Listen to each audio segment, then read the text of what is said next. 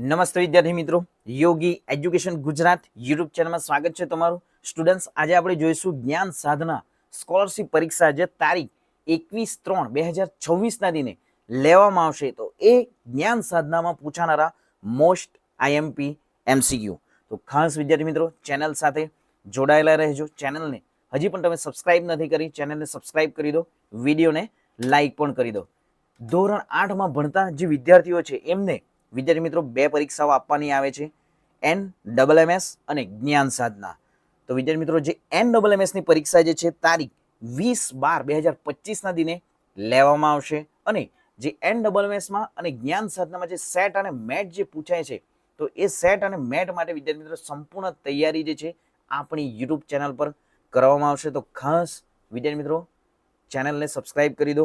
તો જોઈએ આજે આપણે જ્ઞાન સાધનામાં પૂછાનારા મોસ્ટ આઈએમપી એમસીક્યુ અને વિદ્યાર્થી મિત્રો દરરોજ હવે જ્ઞાન સાધના અને NMMS ના વિડીયો આપણી યુટ્યુબ ચેનલ પર મૂકવામાં આવશે.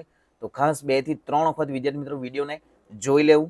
તો જે ફર્સ્ટ જે ક્વેશ્ચન છે કે રાઈના પાકને કયા વર્ગમાં વર્ગીકૃત કરાય? રાઈના પાકને કયા વર્ગમાં વર્ગીકૃત કરાય? ઓપ્શન છે એ ખરીફ પાક, બી રવિ પાક, સી અનાજ કે ડી ઉનાળુ પાક. તો અહીં આ જ પ્રમાણે વિદ્યાર્થી મિત્રો જે જ્ઞાન સાધના અને NMMS ની પરીક્ષામાં એમસીક્યુ જે રહેશે તો તેમાં તમને આ પ્રમાણે 4 ઓપ્શન પણ આપવામાં આવશે. તો તમારે 4 ઓપ્શનમાંથી સાચો આન્સરને OMR શીટમાં ટીક માર્ક કરવાનું રહેશે. અને જ્ઞાન સાધનાની જે પરીક્ષા જે છે એ વિદ્યાર્થી મિત્રો એની પરીક્ષાની તારીખ જે છે આપણે જોઈ ગયા છે તેમ 21/3/2026ને લઈને આ પરીક્ષા લેવામાં આવશે. તો જોઈએ હવે સાચો ઉત્તર જણાવો હોય ફટાફટ. રાઈના પાકને કયા વર્ગમાં વર્ગીકૃત કરાય? તો ખરીફ પાક, રવિ પાક, અનાજ કે ઉનાળુ પાક? તો સાચો ઉત્તર છે રવિ પાક. નેક્સ્ટ જોઈએ હવે સૂક્ષ્મ જીવ માત્ર યજમાન કોષમાં જ વિભાજન પામે છે. તો અહીં ઓપ્શન જે આપવામાં આવે છે એ બેક્ટેરિયા, બી ફૂગ, સી પ્રજીવ કે ડી વાયરસ? તો અહીં જે આ સૂક્ષ્મ જીવો માત્ર યજમાન કોષમાં જ વિભાજન પામે છે તો અહીં ઓપ્શન પણ આપવામાં આવ્યા છે. તો સાચો ઉત્તર છે એમનો વાયરસ. નેક્સ્ટ જોઈએ થર્ડ, નીચેના પૈકી કયો ખરીફ પાક છે? નીચેના પૈકી કયો ખરીફ પાક છે? ઓપ્શન છે એ મકાઈ, બી ચણા, સી વટાણા અને ડી છે અળસી. તો અહીં જે ખરીફ પાક કયો છે? મકાઈ છે, ચણા છે, વટાણા છે કે અળસી છે? તો સાચો આન્સર છે મકાઈ. નેક્સ્ટ જોઈએ 4, ડાંગરને નીચેના પૈકી કયા વર્ગમાં વર્ગીકૃત કરાય? તો ઓપ્શન એ છે રવિ પાક, ઓપ્શન બી ખરીફ પાક, ઓપ્શન સી ઉનાળુ પાક કે ઓપ્શન ડી કઠોળ? તો જે ડાંગરનો પાક જે છે કયા વર્ગમાં વર્ગીકૃત કરાય છે? સાચો આન્સર છે ખરીફ પાક. નેક્સ્ટ જોઈએ તો અહીં 5મો ક્વેશ્ચન છે કે ફેક્ટરીના એક મશીનમાં આપેલ 4 પૈકી કોઈ પણ બળતણ વાપરી શકાય છે. ધારો કે આ ચારેય બળતણની કિંમત એક સરખી જ છે તો ફેક્ટરીના માલિકને કયું બળતણ વાપરવાનું ફાયદાકારક રહેશે? ઓપ્શન છે LPG, option B CNG, option C methane કે ઓપ્શન ડી ડીઝલ? તો સાચો આન્સર છે ઓપ્શન બી સીએનજી. નેક્સ્ટ જોઈએ હવે 6થું એમસીક્યુ છે નીચેના પૈકી કઈ ખેત પદ્ધતિ નથી? ઓપ્શન એ લણણી, ઓપ્શન બી રોપણી, ઓપ્શન સી સિંચાઈ કે ઓપ્શન ડી પશુપાલન? તો અહીં જે નીચેના પૈકી કઈ ખેત પદ્ધતિ જે છે નીચેના પૈકી કઈ ખેત પદ્ધતિ નથી? તો સાચો આન્સર છે પશુપાલન જે છે એ ખેત પદ્ધતિ નથી. નેક્સ્ટ જોઈએ 7મો એમસીક્યુ છે જમીનને ખેડવા માટે વપરાતું પરંપરાગત સાધન કયું છે?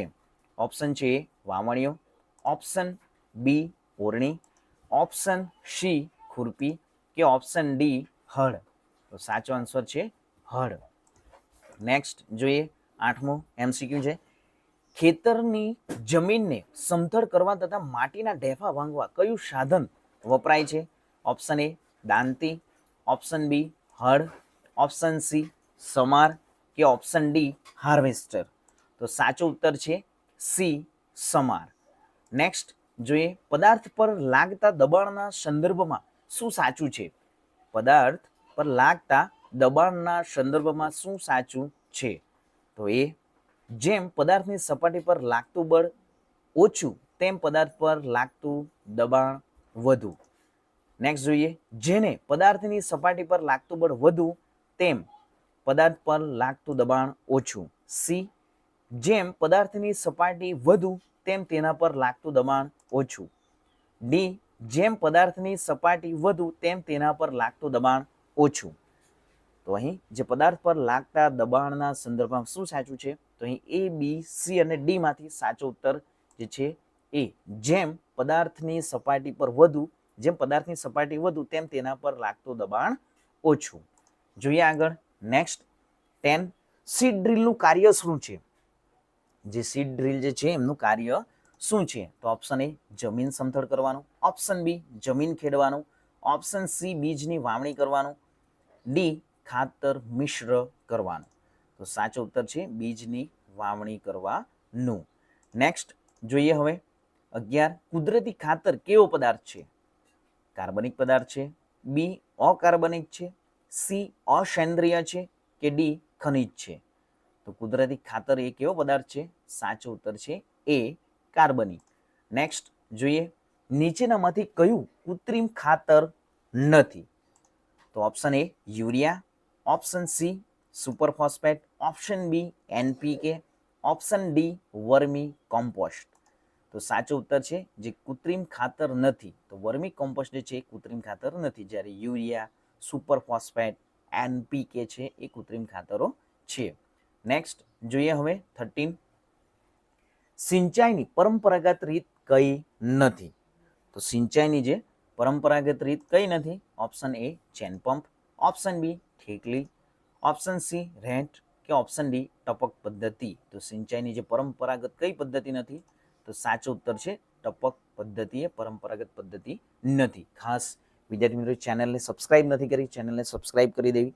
આપણી યુટ્યુબ ચેનલ પર ધોરણ 5 માટે પણ જે સીઈટીની પરીક્ષા જે છે એમના પણ જે વિદ્યાર્થી મિત્રો મોસ્ટ આઈએમપી જે ક્વેશ્ચનો પૂછાય છે એમની જે તૈયારી કરવામાં આવે છે, જે એમસીક્યુ આપવામાં આવે છે અને અંત સુધી વિદ્યાર્થી તમે જ્યાં સુધી પરીક્ષામાં પાસ થશો નહીં ત્યાં સુધી જે વિદ્યાર્થી મિત્રો આપણી ચેનલ તમને સપોર્ટ કરશે તો ખાસ ચેનલને સબસ્ક્રાઇબ કરી દેવી. અને ધોરણ 5માં ભણતા વિદ્યાર્થીઓ છે એમની જે પરીક્ષા જે છે તારીખ 14/2/2026 છે.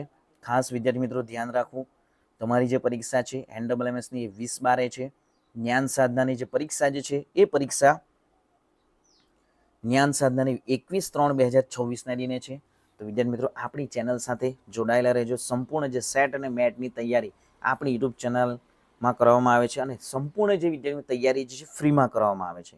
તો ખાસ ધોરણ જે 5માં ભણતા વિદ્યાર્થી ધોરણ 8માં ભણતા વિદ્યાર્થી મિત્રો જે છે એમને પણ વિડીયોની લિંકને શેર કરી દો. જોઈએ આગળ નેક્સ્ટ ક્વેશ્ચન 14 સિંચાઈની કઈ પદ્ધતિમાં પાણીનો વ્યય સૌથી ઓછો થાય છે. સિંચાઈની કઈ પદ્ધતિમાં પાણીનો વ્યય ઓછો થાય છે. તો એ ક્યારા પદ્ધતિ, બી ધોરિયા પદ્ધતિ, સી ટપક પદ્ધતિ કે ડી ફુવારા પદ્ધતિ. તો સાચો આન્સર છે સી ટપક પદ્ધતિ. નેક્સ્ટ જોઈએ 2,4-D કયા પ્રકારનું રસાયણ છે. તો અહીં 2,4-D એ કયા પ્રકારનું રસાયણ છે. એ ઓપ્શન એ છે જંતુનાશક, ઓપ્શન બી નીંદણનાશક, ઓપ્શન સી ફૂગનાશક કે ઓપ્શન ડી પેસ્ટનાશક. તો સાચો આન્સર છે બી નીંદણનાશક. નેક્સ્ટ જોઈએ નીચેના પૈકી કયો હળનો ભાગ નથી. નીચેના પૈકી કયો હળનો ભાગ નથી. ઓપ્શન એ છે ફાલ, ઓપ્શન બી જ્યોત, ઓપ્શન સી હળશાફ્ટ કે ઓપ્શન ડી ઓરણી. તો જે હળનો ભાગ નથી તો સાચો ઉત્તર છે ડી ઓરણી. નેક્સ્ટ જોઈએ 17 નીચે પૈકી કયો લણણી અંગેનો ઉત્સવ નથી.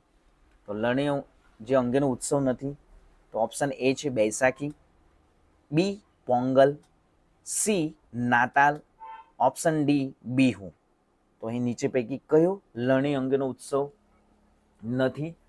તો સાચો ઉત્તર જે છે એ નીચે પૈકી કયો લણણી અંગેનો ઉત્સવ નથી તો સાચો ઉત્તર છે સી નાતાલ. અને નાતાલ એ વિદ્યાર્થી મિત્રો કયા ધર્મનો તહેવાર છે? ફટાફટ કોમેન્ટ કરીને જણાવો કે નાતાલનો તહેવાર જે છે કયા ધર્મના લોકો ઉજવે છે? ફટાફટ કોમેન્ટ કરો. અને જે લણણી અંગેનો ઉત્સવ નાતાલ એ નથી, જ્યારે બૈસાખી, પોંગલ, બિહુ જે છે એ લણણી અંગેના ઉત્સવો છે. નેક્સ્ટ જોઈએ હવે, નીચે પૈકી કયું લણણીનું ઓજાર છે? તો ઓપ્શન એ છે ખુરપી, ઓપ્શન બી દાતરડું, ઓપ્શન સી દાંતી, ઓપ્શન ડી જે ખરપચું.